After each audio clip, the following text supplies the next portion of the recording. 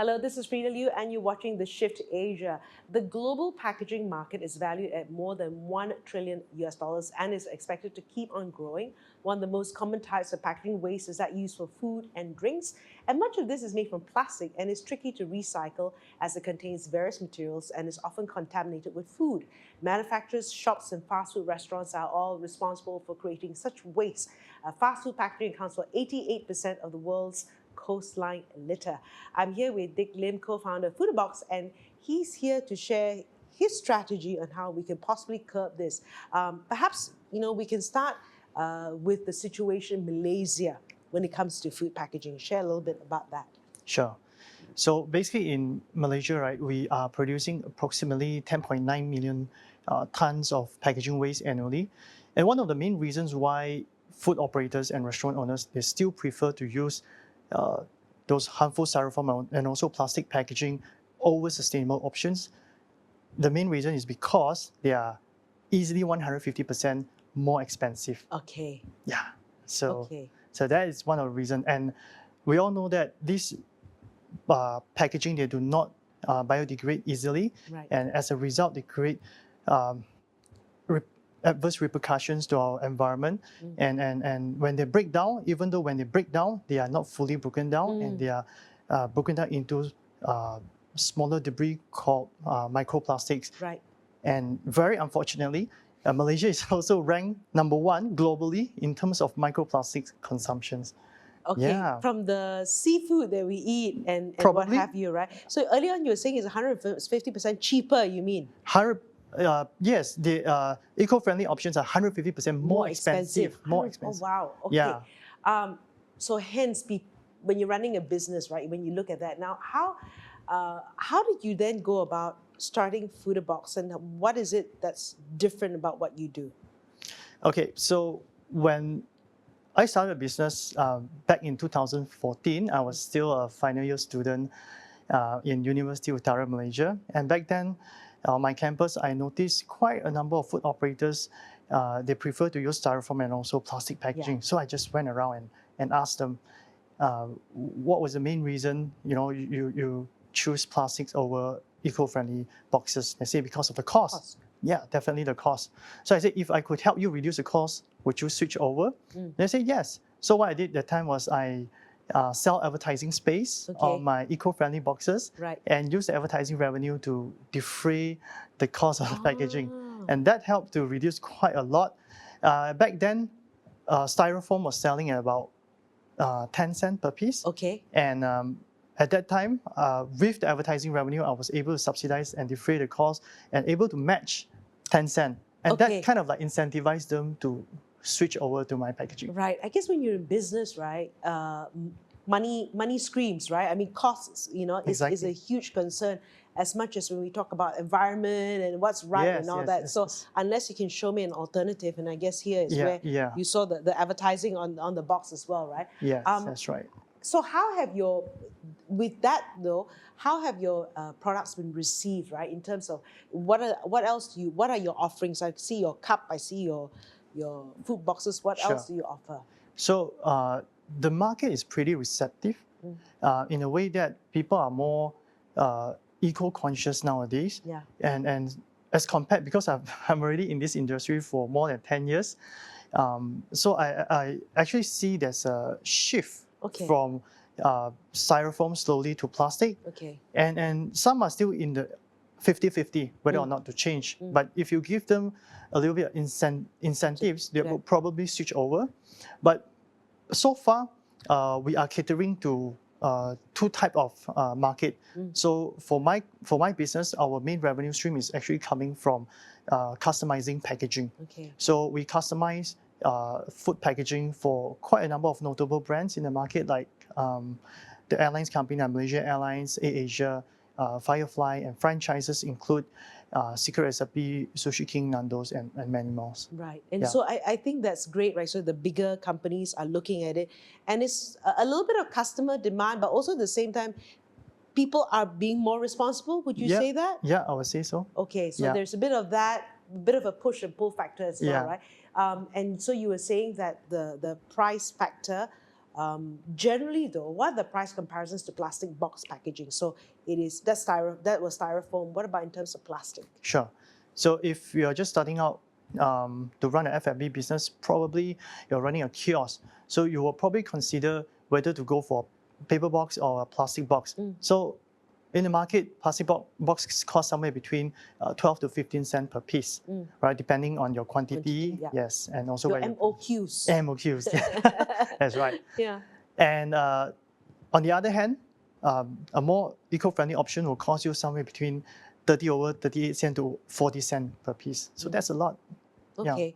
And people are receptive to the advertising on food boxes and all that? Depends on your business model. Okay. So let's just say most of the restaurant owners that we encounter when they are focusing mostly on the food, chances are if they are not focusing too much on the branding type, they are okay to have other people's brand on their food packaging. Right. Yeah. So because their main concern here is to save costs. So just give you some numbers to put it into perspective. Let's just say if a restaurant were to use 100,000 pieces per month. So even if they can just save 1 cent for the food packaging, it's like 1,000 ringgit of cost saving. So that's a lot. So where have you seen it work really well? And it's sort of like works in an F&B place, and it's nothing to do, and it sort of worked really well. Give me a picture of how they can actually collaborate. So let's just say petty traders or the kopitiam that we visit, they have a lot of the usage is very high. Right. Even for mama, they use a lot of packaging. In a day, they could easily reach up to 600, 800 pieces, 1,000 pieces a day. So that's for just one shop. So imagine they have a chain of 50 shops. So that's okay. So they don't really care about the brand, right? They're thinking about more the cost in that sense, in that place, right? Okay, you also have another stream. Okay, apart from advertising, no. And so, how receptive has the Malaysian market been? So like even in terms of the packaging of this thing, this is what, recyclable? Everything around this? Yes. Yeah. Yeah, recyclable. Yep. If you're referring, so for our customization of food packaging, usually clients would just come over and engage us to help them customize for their packaging. If they would like to have a different size, a different locking system, we all can do that. In terms of the food box advertising model, so in the past, we also work with quite a number of brands like Weeby, Grab, and also Hope JB from helping them acquiring new users in a completely new market to raising significant funds for causes. Okay, so so in terms of that, even the ink that you use? Yep, it's a soy-based ink. Okay, soy-based ink. And I guess it might work for food that's a little bit not with gravy. No, it's fine. It's fine because the inner part is actually coated. Yes. Okay. So it's definitely fine. That is one of the misconceptions a lot of people have, and that actually, shun them away from actually trying out this kind of packaging. Okay, so you can actually put something, because you know how everything in every Malaysian dish will have gravy in it, right? That's important. Exactly. When you look at the market opportunity in Malaysia right now, what is the market opportunity in Malaysia? Are you looking at overseas as well? I think it's pretty huge. In Malaysia alone, our F&B sector is like close to 80 billion. And in fact, when we talk about digital advertising marketing, it's growing at a rate of 14% every single year. So food box advertising, this business model is just positioned at the intersection of these two growing market. Right. So I think we're just here at the right timing. Okay, so when you go out there and talk to your potential customers, do you talk from the perspective of I can save you costs, or do you talk from the perspective of this is actually environmentally better? Right. So this both. Both. Yeah. This model actually help us to, to really hit the triple bottom line: people, profit, and also planet. So, why do I say so? Imagine if your advertisers, you would want your brand to be exposed, and you want to position as someone who support the environment. So that actually fulfills your ESG, and it also, help you create a campaign that is not the usual charity kind of Right. impact. Right. So we want to make it sustainable. And at the same time, we also want to help businesses to improve their exposure. So Frida, normally how long do you take to finish your lunch? Okay. 30 minutes. 30 minutes. Yeah. So imagine you're using my lunchbox and you're taking 30 minutes to finish your meal. Right. So that throughout that 30 minutes, you're exposed to the information printed on the packaging. So it's a win for the advertiser. It's also a win for the food operators because we could Right. come in and easily help subsidize 50 to 60% of your cost. Right.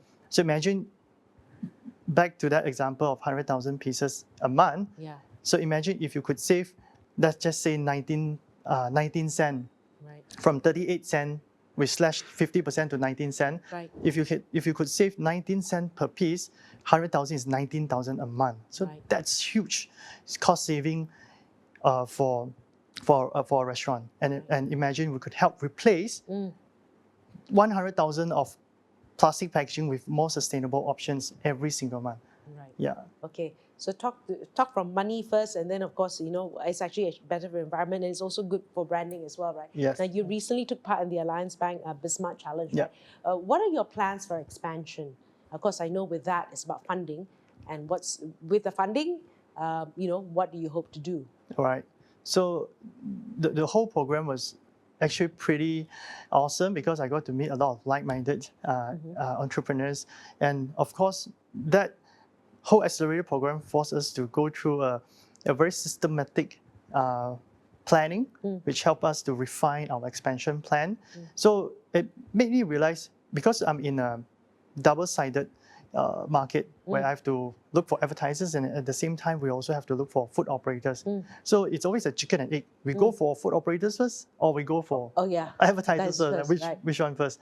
So that whole program actually made me have that clarity where we should actually focus more on food operators first. Right. Because if we do not have enough numbers and if we do not have enough data, we cannot actually present a very strategic proposal for the advertisers. Right. Let's just say, for example, I have this specific campaign I will run for this car brand.